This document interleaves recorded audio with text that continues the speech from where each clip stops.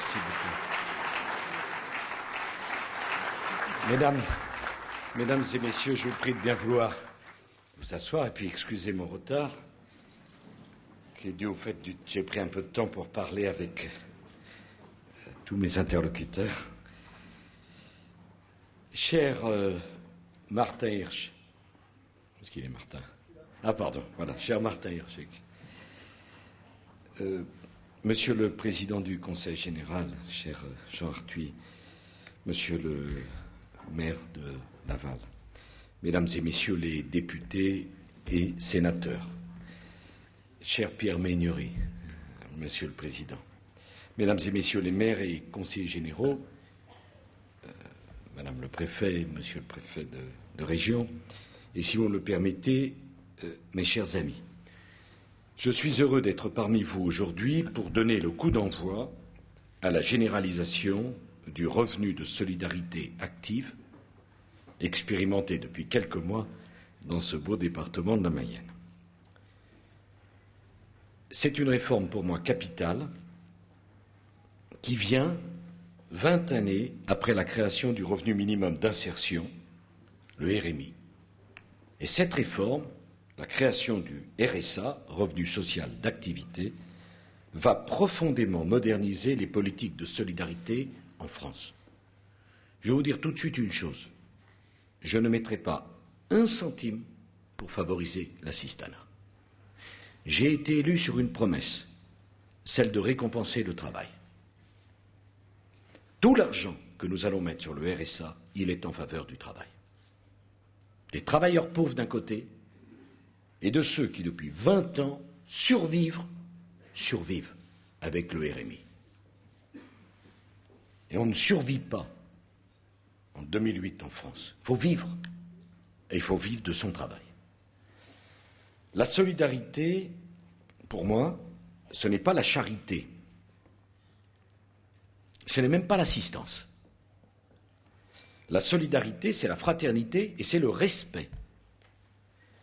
C'est d'être avec ceux qui se lèvent tôt le matin et avec ceux qui n'ont pas assez pour vivre décemment pour loger leur famille. Je pense notamment aux travailleurs pauvres. C'est d'être aux côtés de tous ceux qui ont besoin d'être accompagnés pour trouver un logement, un emploi, une activité, pour se sentir intégrés. Alors, force est de reconnaître que de ce point de vue, la création du RMI par Michel Rocard, ça a été un progrès. Mais on a vu les limites de ce progrès. Ça a été un progrès parce qu'on a reconnu qu'il n'y avait pas de honte à être démuni. La seule honte, c'est celle qui consiste à oublier la fraternité. Mais 20 ans après la création du RMI, 7 millions de personnes vivent encore sous le seuil de pauvreté en France. Et un ménage sur 8 dans notre pays vit avec un revenu insuffisant. C'est ça la réalité. Si le RMI avait résolu le problème, ça se serait. Et depuis plusieurs années, la pauvreté a cessé de reculer parce qu'elle a commencé à connaître un nouveau visage, celui des travailleurs pauvres. Des gens qui ont le courage de travailler et qui n'ont pas les revenus qui leur permettent de vivre décemment et de faire vivre leur famille.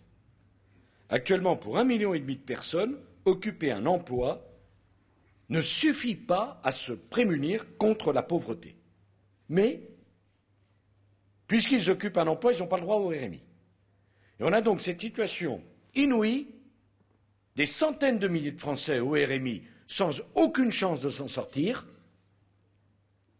et 1,5 million de personnes qui occupent un emploi, qui, eux, n'ont pas le droit au RMI, mais qui, malgré cet emploi, n'arrivent pas à vivre décemment. Voilà les deux publics, entre guillemets, que nous visons. Ceux qui sont condamnés au RMI, qui ne pourront jamais s'en sortir, et ceux qui travaillent et qui, malgré leur travail, ne peuvent pas s'en sortir parce qu'ils n'ont pas les revenus qui vont avec. Alors à tous ceux qui travaillent et qui vivent avec au ventre la peur de ne plus pouvoir nourrir, de ne plus pouvoir habiller leurs enfants, je veux dire que j'avais pris des engagements, que je les tiendrai. Et je veux m'adresser aussi à tous ceux que le RMI n'a pas réussi à insérer, à ceux qu'il a parfois exclus un peu plus encore, alors qu'il était pourtant censé les aider. Vous êtes au RMI, vous avez un certain nombre d'allocations, et si vous reprenez un emploi, vous n'avez plus vos allocations. Et donc, un comble. On décourage celui qui veut travailler, qui gagnera moins que celui qui est assisté. Voilà le scandale auquel, avec Martin Hirsch, nous voulons mettre un terme. D'ailleurs, dire que le RMI a été un échec, même s'il a constitué un progrès, mais c'est un échec. Pourquoi? Parce que la moitié des bénéficiaires du RMI sont au RMI depuis plus de 3 ans. Et on va me demander de continuer comme ça, de faire semblant de dire qu'il n'y a pas de problème. Vous vous rendez compte? Avec le RMI, on survit, et la moitié de ceux qui sont au RMI, ils sont depuis plus de 3 ans. Autant dire que plus le temps passe, plus ils s'éloignent de la possibilité de s'en sortir. Et mieux que ça, une personne qui entre au RMI a 3 fois moins de chances de s'en sortir dans l'année qu'un chômeur qui entre à l'NPE, qui a de chance de trouver un emploi. 3 fois moins de chances. Donc c'est une trappe à exclusion. Michel Rocard est un homme de qualité. Il avait dit il y a un I, le I de l'insertion, le RMI. Mais à l'arrivée, la moitié qui sont depuis 3 ans exclus, et quand vous êtes au RMI, vous avez 3 fois moins de chances de trouver un emploi que celui qui est à la NPE. Alors, il faut bien changer ça. On n'a pas les moyens financiers, et puis moralement, on ne peut pas laisser des millions de nos compatriotes dans cette situation. C'est une situation injuste, c'est une situation absurde, et plutôt que de la corriger, notre système social accentue l'injustice et l'absurdité.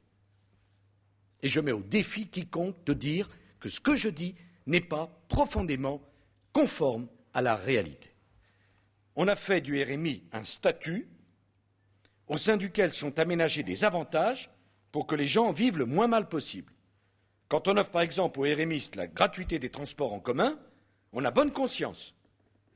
Mais on enferme encore un peu plus nos concitoyens dans l'assistance, puisque celui qui retrouve un travail est immédiatement récompensé en perdant le bénéfice de la gratuité du transport. Non mais c'est ça le système. On est au RMI, on a la gratuité du transport. On trouve un travail, on perd la gratuité de transport. Allez retrouver un travail. Et c'est cela que je veux changer. Parce que je veux changer cette situation scandaleuse qui veut que dans notre pays, l'assistanat paye davantage que le travail. Je n'ai pas été élu pour maintenir cette injustice. Je veux libérer les gens qui sont aujourd'hui prisonniers de l'assistance. Quand l'assistanat paye plus que le travail, on démoralise la France qui travaille. Aucun modèle social ne peut tenir si on oublie que le travail est le moteur, bien sûr, de la création de richesses, mais aussi de la sociabilisation. On vit dignement quand on vit du revenu de son travail, de son activité, et non pas de l'assistanat. Alors, j'ai demandé à Martin Hirsch, j'assume, un homme pour qui j'ai de l'admiration et de l'amitié, et puis je lui suis reconnaissant, il m'a fait confiance. Bon, pas avant les élections. Mais après, non, c'est un homme courageux, parce que vous savez, bon, on ne vient pas la même sensibilité. Je lui ai dit, écoute, tu as des idées novatrices sur ces questions. Eh bien, maintenant, on va voir si tu as du courage. Je te demande de mettre en œuvre ces idées novatrices. Et ce n'était pas si simple, hein, pour le président d'Emmaüs, le successeur de l'abbé Pierre, de venir dans le gouvernement pour passer du rôle de conseiller à celui de réalisateur.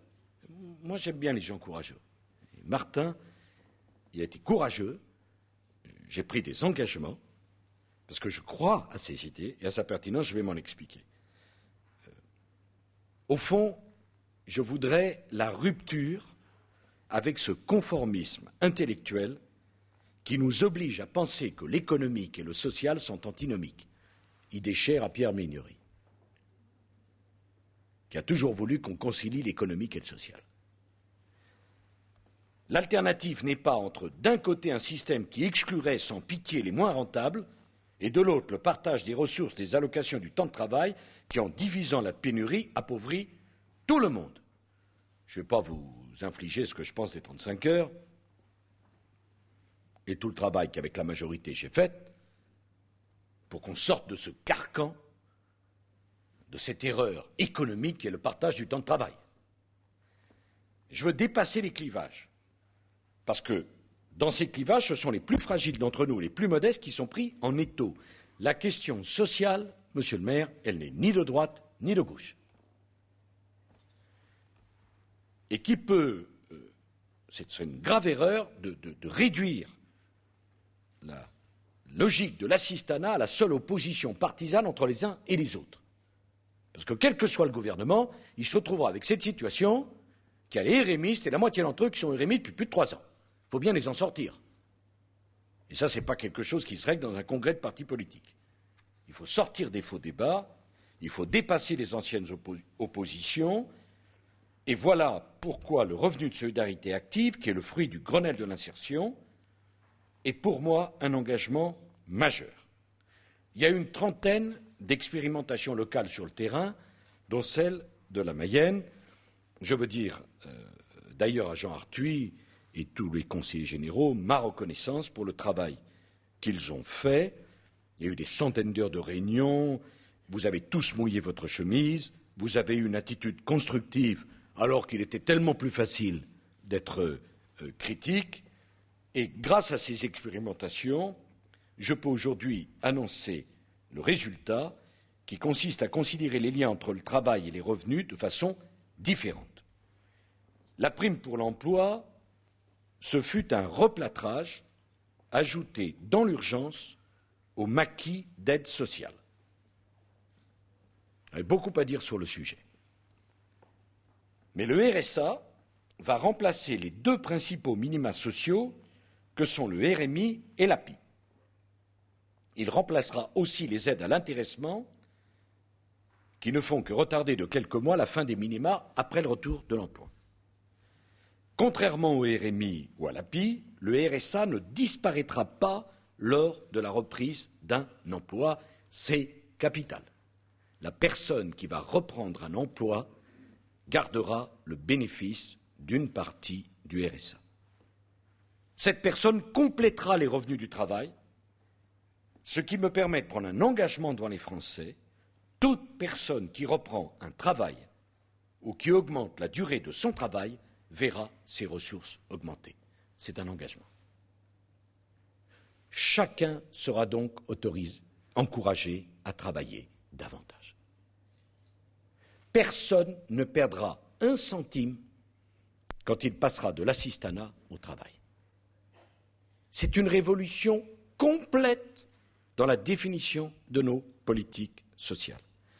À chaque fois qu'un bénéficiaire du RSA verra, par exemple, ses revenus du travail augmenter de 100 €, le RSA versé diminuera seulement de 38 €, il en conservera 62. Pour faire plus clair, chaque fois qu'un RMiste prendra un travail, il conservera les 2/3 de son revenu de solidarité. Donc on va additionner le revenu du travail et la solidarité, jusqu'à un plafond. Le jour où il est à un peu plus du RMI, naturellement, on arrête le revenu de solidarité. Mais vous voyez le changement de logique. Aujourd'hui, si vous reprenez un emploi, on vous coupe vos aides. Demain, on vous conservera les 2/3 de cette aide pour vous encourager à reprendre cet emploi. Contrairement à la PPE, le RSA bénéficiera aux foyers dont les revenus sont inférieurs à un SMIC et sera donc concentré sur ceux qui en ont plus besoin. C'est bien le problème de la France. Comme tout le monde exprime son droit à la solidarité, on ne choisit rien, on donne à tout le monde, on éparpille tout ça, et finalement on a un système inefficace. Là, nous avons voulu, avec Martin, mettre le paquet sur ceux de nos compatriotes qui en ont besoin. Alors, il y a 3 millions de foyers qui vont percevoir le RSA. 3 millions. Il s'agira d'une part de personnes sans aucune source de revenus, et notamment sans revenu tiré du travail. Pour eux, le montant du RSA restera fixé au niveau du RMI ou de l'API. Et il s'agira d'autre part, et c'est là la nouveauté, du 1,5 million de travailleurs pauvres qui seront les grands bénéficiaires de la réforme, pour eux, le RSA représentera en moyenne 106 € de plus chaque mois pour subvenir à leurs besoins. Je parlais avec une dame qui est dans la salle, je ne vais pas la gêner, me dit, elle est malade, elle travaille 20 heures par mois, elle gagne moins de 600 € par mois, et me dit, Monsieur le Président, j'ai travaillé toute ma vie, jamais été au RMI, jamais été au chômage, c'est comme ça chez moi. Vous n'allez pas me faire gagner moins, parce que je n'étais pas au RMI. 600 € par mois. Cette personne-là, travailleur pauvre, va gagner jusqu'à 200 € de plus. Parce que je veux récompenser les gens qui, malgré la difficulté, travaillent. Parce que je crois aux vertus du travail. Je ne suis pas un obsédé. Mais je pense que la seule façon de faire vivre dignement sa famille, c'est de la faire vivre debout du revenu de son travail, et non pas de l'assistance. Alors, pour tenir compte des consultations effectuées au cours de ces derniers mois, cher Pierre Ménieré, la prime pour l'emploi sera maintenue. Parce que j'ai été sensible à ton argument, il ne s'agissait pas naturellement de faire payer aux classes moyennes le prix de la solidarité avec les plus pauvres, encore que, par parenthèse, c'est l'intérêt de tout le monde que les millions de gens qui ne travaillent pas ou qui ne s'en sortent pas soient insérés. C'est l'intérêt de vos enfants et de vous-même, pour la stabilité, l'unité de la société, pour également le pouvoir d'achat et la croissance, parce que plus il y a de gens qui travaillent, mieux c'est pour l'économie. Donc on n'oppose pas ce que je fais pour les plus pauvres et les autres.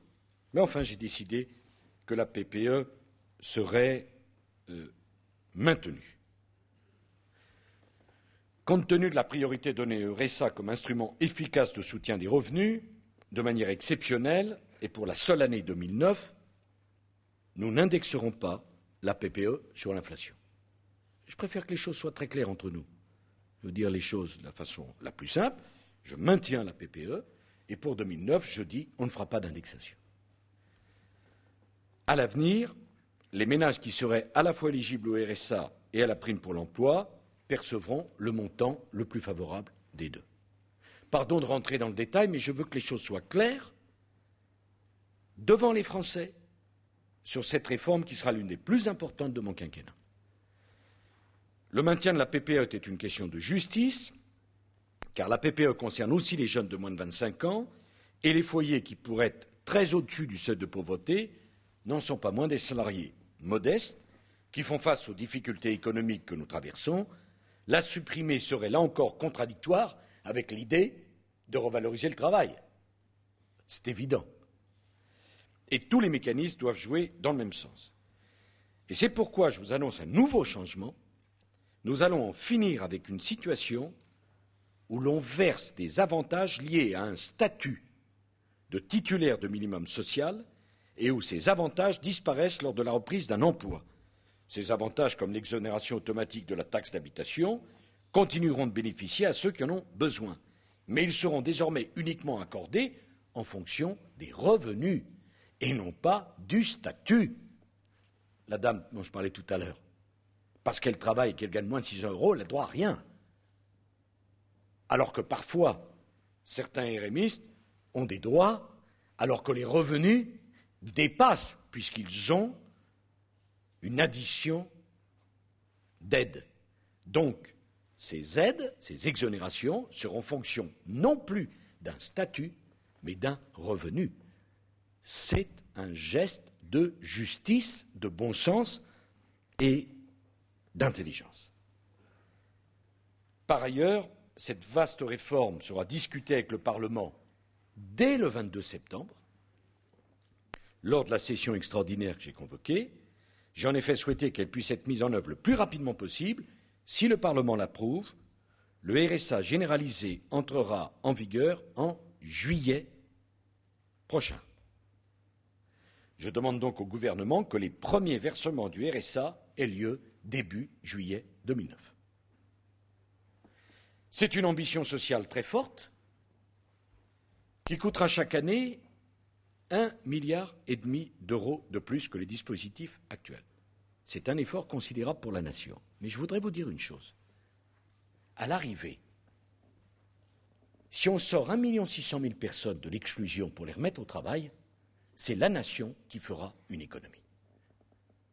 J'ai donc décidé qu'on allait mettre ce 1,5 milliard pour investir sur la part de nos compatriotes qui sont exclus. Parce que je souhaite qu'on les réintègre. Et à l'arrivée, cet investissement, il sera aussi rentable que le 1,5 milliard d'euros que l'on met dans la recherche, dans les technologies d'avant-garde. Parce que l'investissement dans l'avenir, mesdames et messieurs, il n'est pas simplement dans les technologies, il est aussi dans les hommes, dans les êtres humains, qu'on ne laisse pas tomber sur le bord de la route. Ce coût ne sera pas à la charge des départements qui verront, en plus de financements nouveaux, les 500 millions d'euros du Fonds de mobilisation départementale pour l'insertion reconduit, cher Jean Arthuis, dans le projet de loi de finances.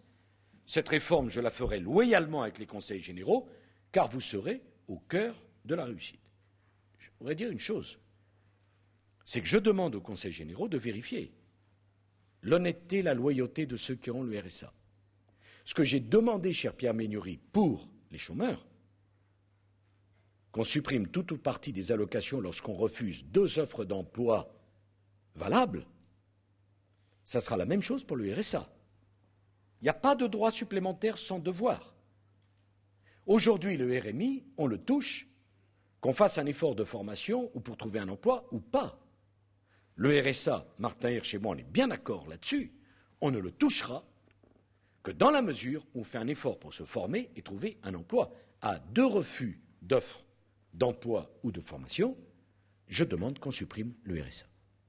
Vous voyez bien la logique de tout ça. Nous, on va aider ceux qui veulent s'en sortir. Ceux qui ne veulent pas s'en sortir, personne ne peut les aider. Alors, je ne parle naturellement pas des malades, des gens qui ont un handicap très fort, enfin bref, il peut y avoir des problèmes dans la vie. Mais, plus d'aide sociale automatique. Il faut la mériter. Et chacun a le droit à une chance, mais chacun, en fonction de ses moyens, doit accepter une formation ou un emploi qui lui correspondent. Je ne parle pas simplement emploi marchand, je parle des contrats aidés, je parle du temps partiel, je parle de la formation qualifiante, mais personne ne doit rester chez lui s'il a les moyens d'aller prendre une formation ou un emploi. C'est donnant, donnant, gagnant, gagnant. Aujourd'hui, le RMI, vous le touchez pendant des années, on ne vous demande rien, on vous demande simplement de vous taire. Je n'accepte pas cette conception de l'humanité. Alors, l'État prendra ses responsabilités. Ce ne sont pas les déficits qui financeront la réforme. Moi, vous savez, les déficits, j'en ai trouvé. Je suis élu président public depuis 15 mois. On ne peut pas dire que les déficits que j'ai trouvés, c'est uniquement ma faute quand même. Je veux bien prendre la responsabilité de tout le monde.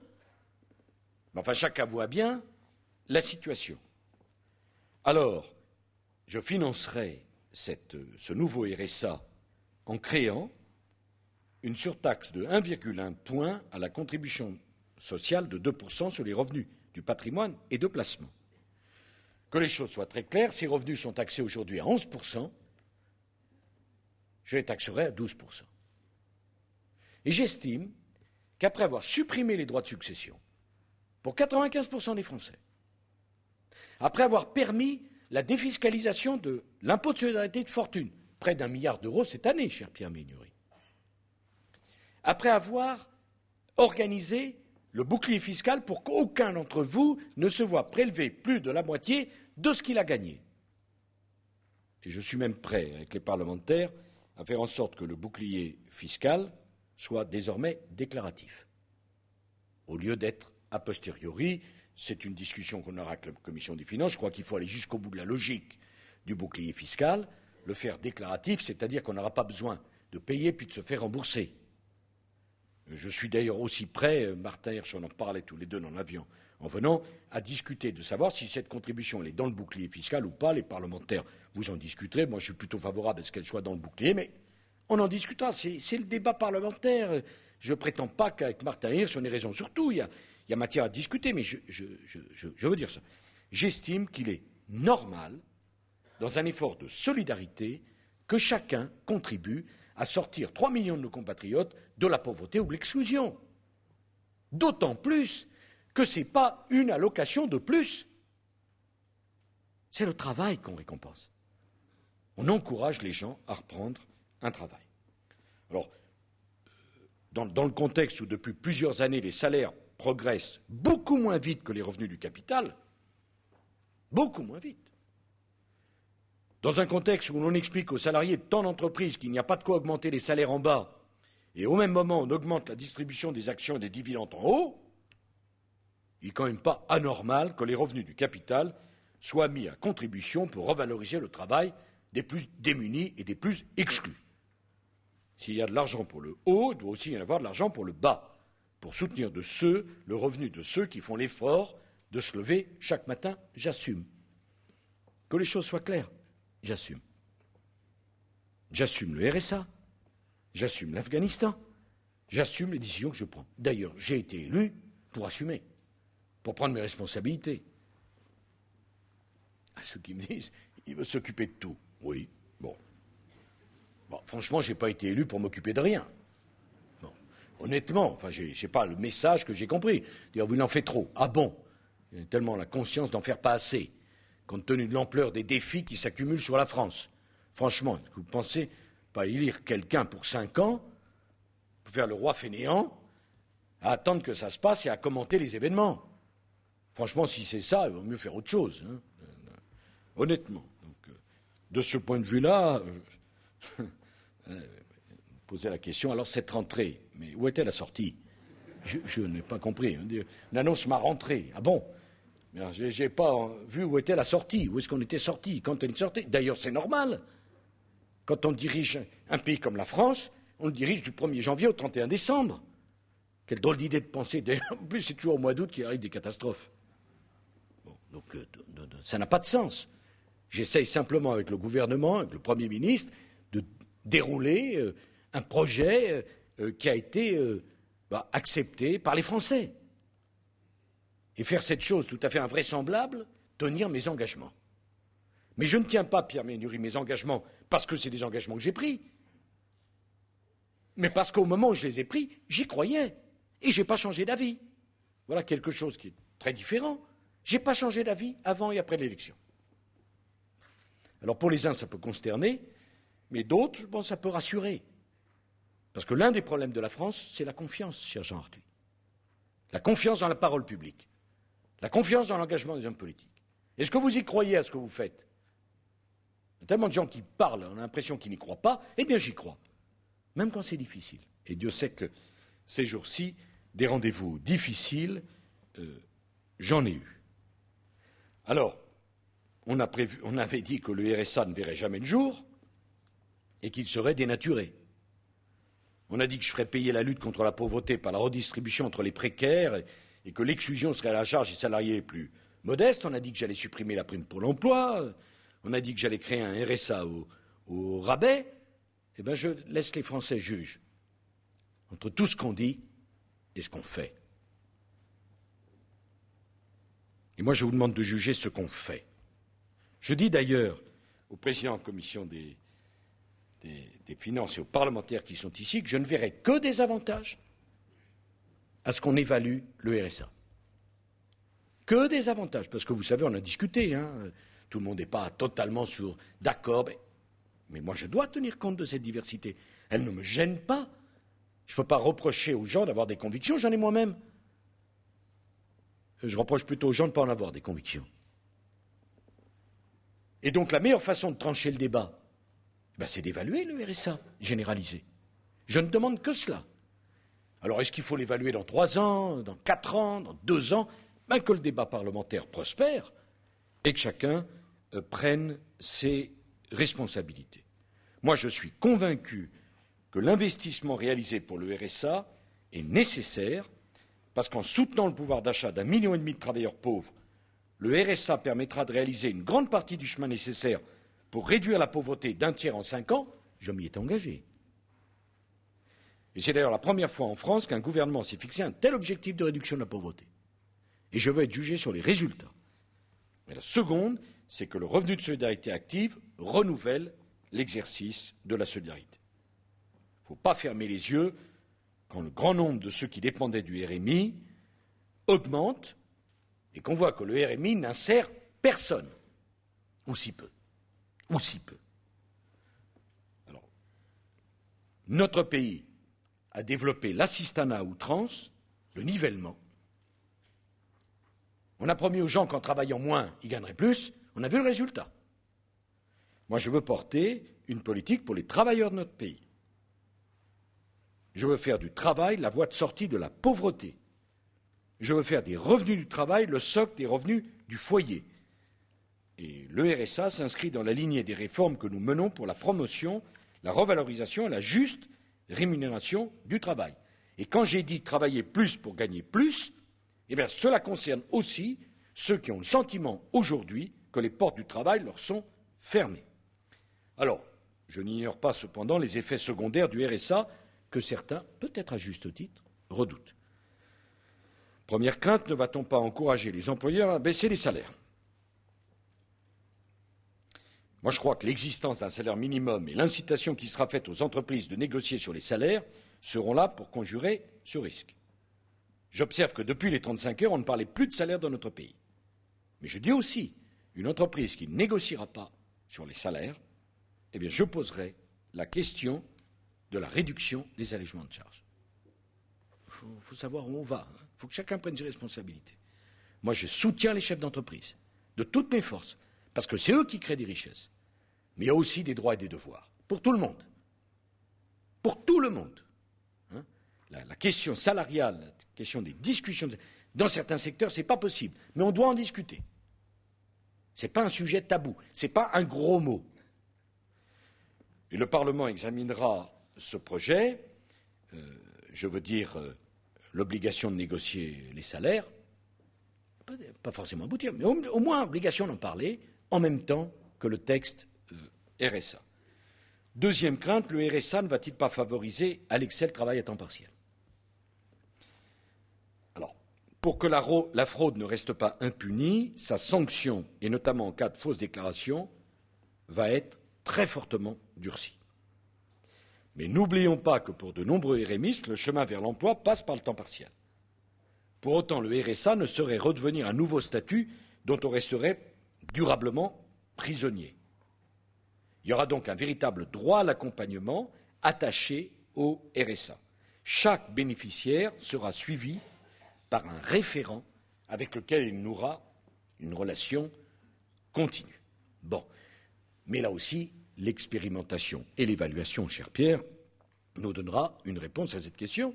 Et Martin Hirsch, comme moi, et le Premier ministre François Fillon, bien sûr, on sera prêt à s'adapter.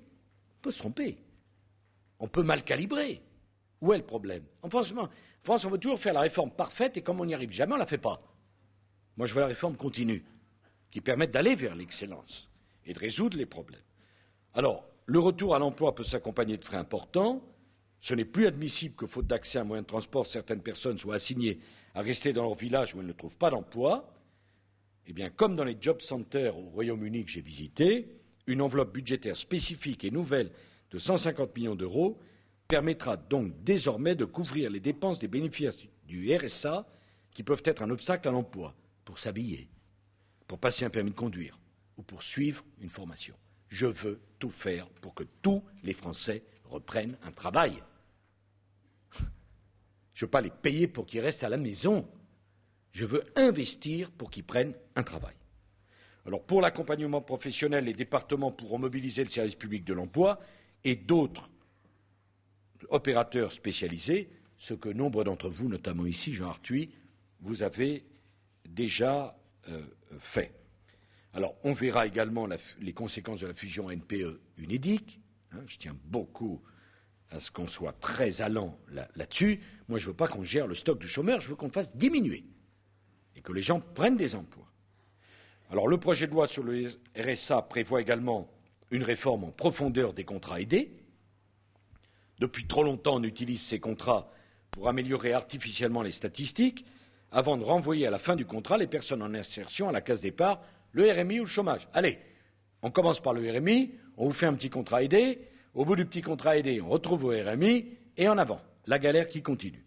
Je veux inverser la logique pour que les contrats aidés renouent avec les deux objectifs qu'ils n'auraient jamais dû perdre de vue, Le premier objectif, c'est de mettre le pied à l'étrier à ceux qui ont besoin d'une transition vers l'emploi classique.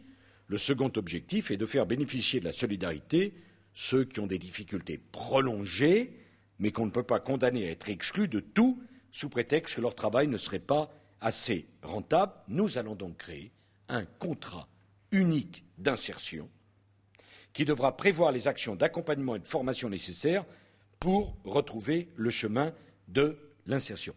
Je précise, contrat unique ne veut pas dire contrat uniforme.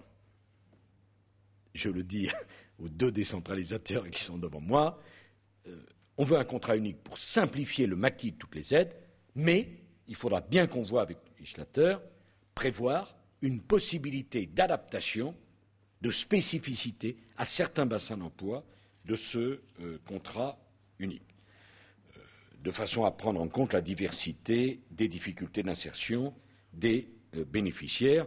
Je prends un exemple, les contrats d'avenir ont, sauf exception, une durée hebdomadaire de 26 heures. Bon, contrat d'avenir, c'est 26 heures. Pourquoi pas 25 et pourquoi pas 27? J'ai posé la question, mais pourquoi 26? Ah bon, parce qu'on pensait que c'était bien, ok. Parce que 25, ce ne serait pas bien? Non, c'est un peu de souplesse.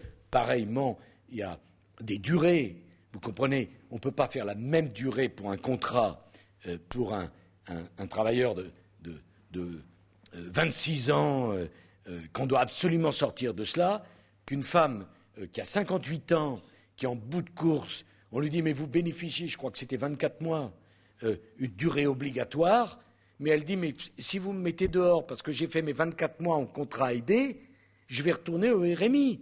Je ne vois pas pourquoi cette femme-là, ou cet homme de 58 ans, on ne va pas lui permettre de continuer en contrat aidé. La maladie de la France, c'est la maladie statutaire de vouloir traiter tout le monde dans les mêmes conditions pour ne pas tenir compte de la spécificité de certains problèmes et de certains publics.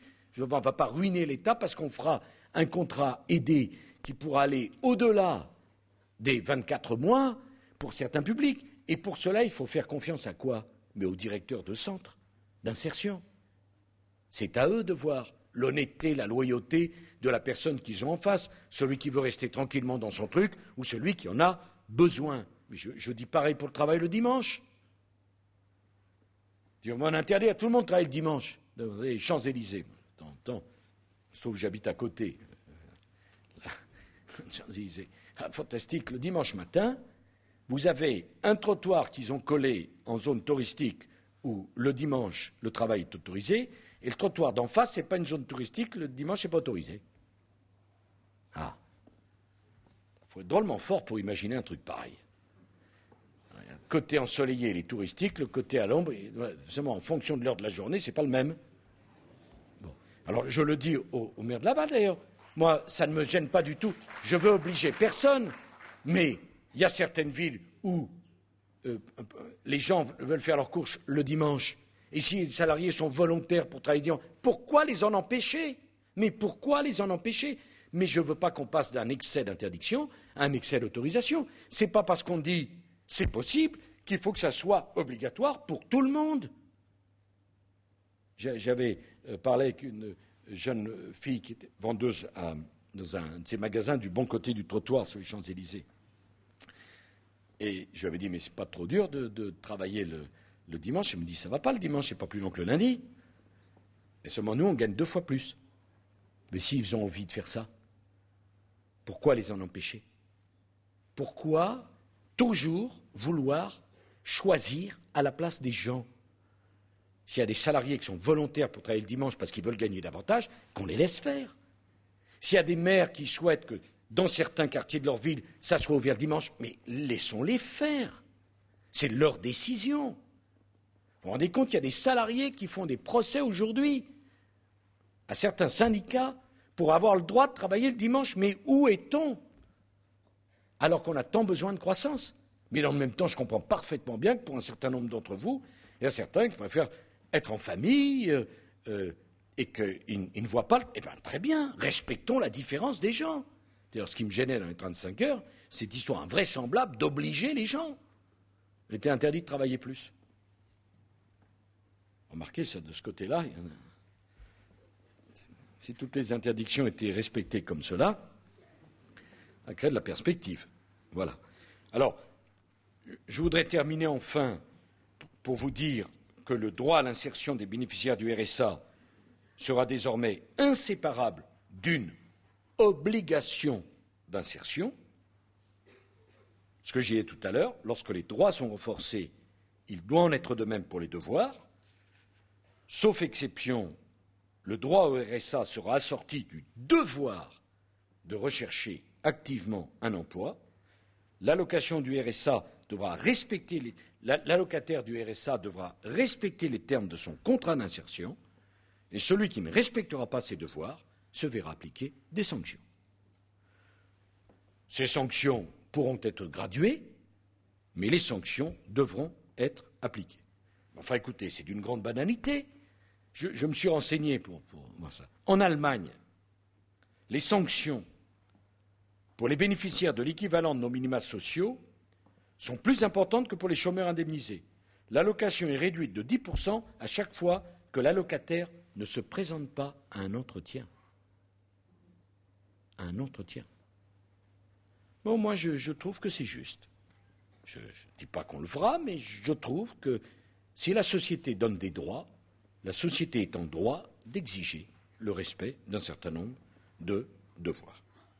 Voilà, mesdames et messieurs, j'espère que vous avez compris que pour moi, venir ici, c'était important, c'est une réforme capitale, parce qu'on ne peut plus, on ne doit plus accepter qu'1,6 million de nos compatriotes soient condamnés à rester chez eux, à survivre, parce qu'ils ont le RMI. Je veux que ça change. Et on ne peut pas accepter qu'1,6 million de nos compatriotes qui travaillent dur n'aient pas de quoi faire vivre leur famille. C'est pas possible. Alors j'ai vu qu'ici ou là, il y a quelques protestations. Écoutez, ça me rassure sur la vivacité de la démocratie française. Si on ne protestait pas, ça serait un drame. De toute manière, si je ne faisais rien, il y aurait des protestations. J'ai donc décidé de faire des choses. Et il n'y a pas plus de protestations. Il y en a plutôt moins.